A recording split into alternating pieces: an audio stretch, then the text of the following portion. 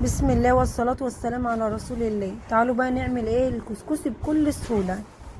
انا معايا هنا كيلو دقيق ومعايا كوبايتين من المية. هنمسك المية كده وهنرشرش اهو كده اهو،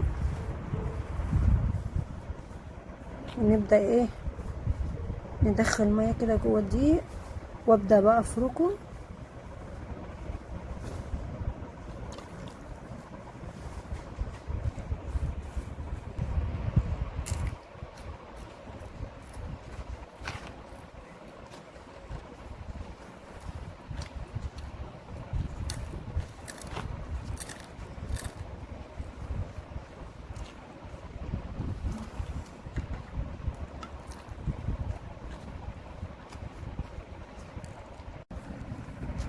بس هتفضلوا تبسوا فيه كده اهو.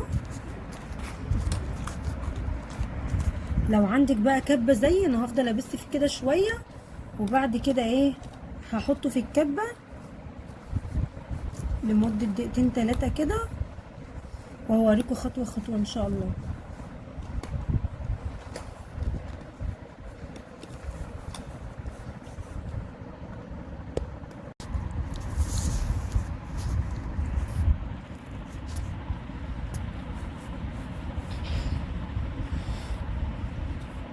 بصوا هيبدأ يعمل حبيبات اهو. اجيب المية تاني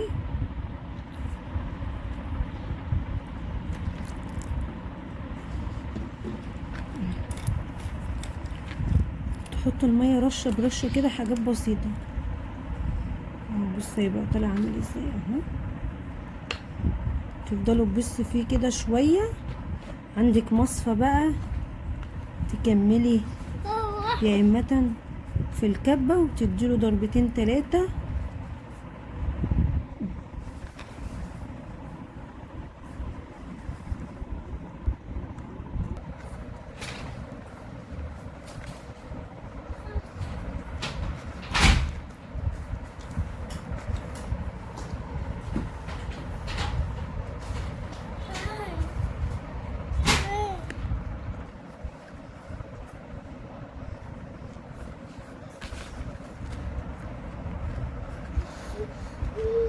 بصوا بيبدأ بيعمل ازاي. طولي بالك كده بس شوية عليه وهيطلع زي الفل.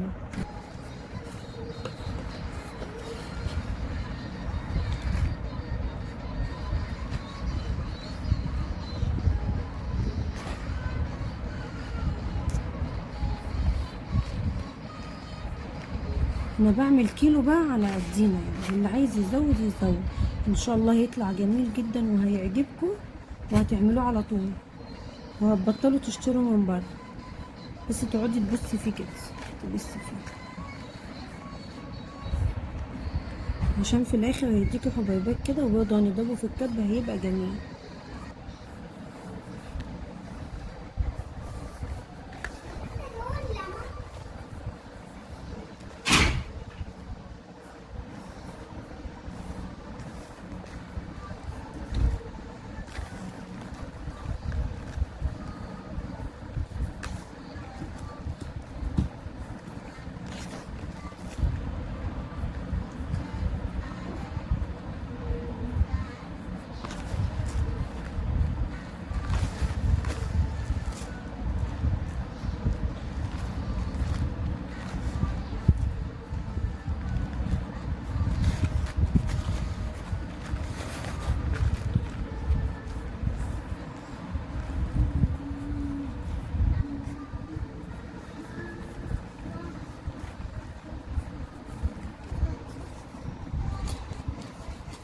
بصوا انا هنا اهو بحط في الكبة. بصوا عامل ازاي، يدوبك بس بسيته شوية اهو.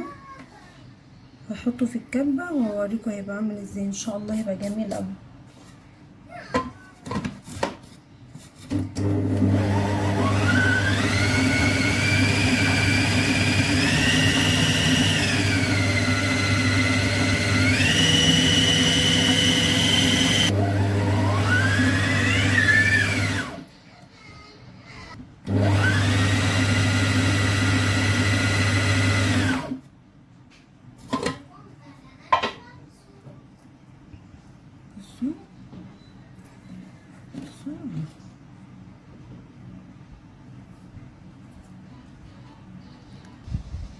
بصوا ما شاء الله تبارك الله.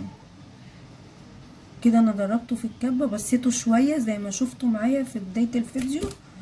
ودلوقتي بقى تعالوا اوريكم انا حاطه ايه على النار عشان نسويه مع بعضين. بصوا انا هنا حاطه حله وعليها مصفى عاديه خالص موجوده في كل بيت. بصوا لو عندك شاشه بيضه كده او اي حاجه بيضه هي زي كده اهو. انا كده اهو عملته في الكبه وحطيته هيستوي لمده نص ساعه، وارجع احطه تاني في الكبه وهوريكم انا هعمل ايه. ان شاء الله هيطلع جميل.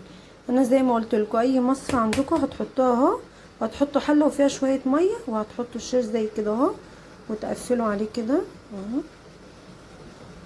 اهو. ولا بقى تحطي عجينه في الجنب ولا الكلام اللي بيقولوه دوت اهو، من غير عجينه ومن غير اي حاجه ان انت تقفلي بيها البخار.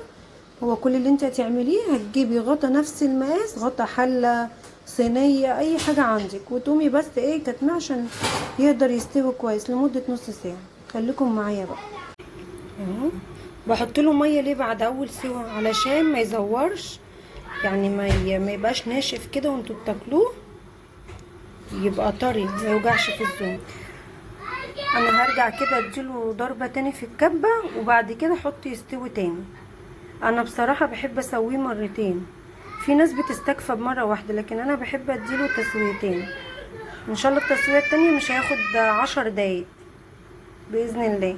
هضربه في الكبه ونرجع مع بعض. هنا بقى انا حطيته على النار اهو. بصوا ما شاء الله، بصوا عامل ازاي. هسويه بقى تاني مره ان شاء الله هيطلع جميل. هنا انا عندي قطعه اهو من الزبده السمنه البلدي، بحطها هو بيستوي تاني مره علشان احنا بناكله على طول، احنا مش بنشيله. خليكم معايا بقى ان شاء الله لحد ما اسويه تاني مره واوريكم طالع عامل ازاي. ما شاء الله هو كده اهو استوى معانا تاني سوا اهو. بصوا طالع عامل ازاي ما شاء الله، مفلفل اهو جميل جميل جميل. حته الزبده اللي انا حطيتها اللي هي السمنه البلدي دي بتديله طعم حلو قوي، بتخليه بيبقى مفلفل كده. سهل قوي قوي، بدل ما نشتريه من بره نعمله احنا في البيت.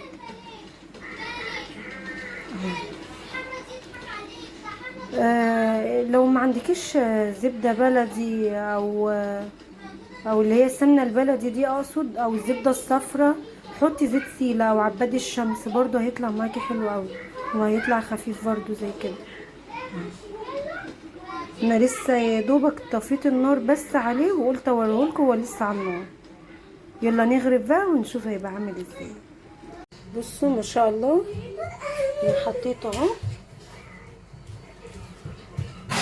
ما شاء الله ما شاء الله مفلفل وجميل. بصوا لونه عامل ازاي ما شاء الله.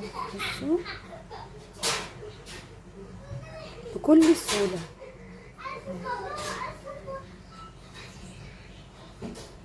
بس هنا والشفا بقى، جربوه وقولوا لي ايه رايكم في الطعميه. السلام عليكم ورحمه الله وبركاته.